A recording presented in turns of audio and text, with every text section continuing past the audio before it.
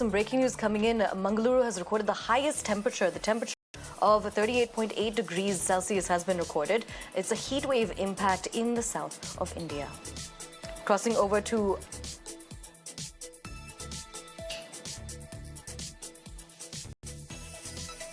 last 1 month we are facing a rise in temperature in the all in Karnataka as well as in Dakshina Kannada. As of now, usually we used to get around 35 or 34 degrees Celsius. Now, last week, Dakshina Kannada has recorded 40 degrees Celsius in one of the places in the district.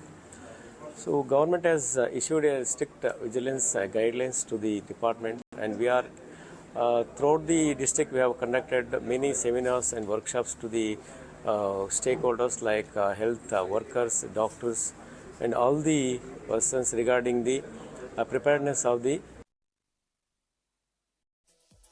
We're crossing over to my colleague Neha to get us more on this. Neha, records have been broken. Mangaluru has now recorded the highest temperature, a temperature of 38.8 degrees. What is the administration? What is the advisory that's being given to residents?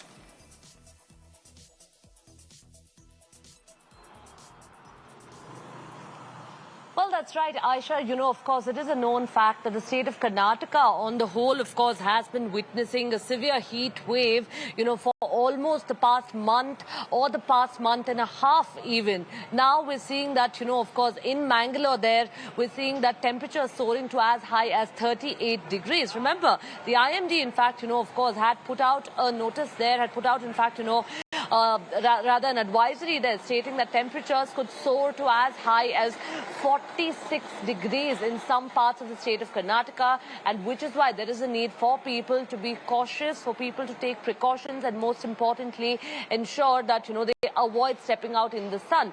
Now, of course, as far as Mangalore is concerned, it has always relatively been quite a hot place.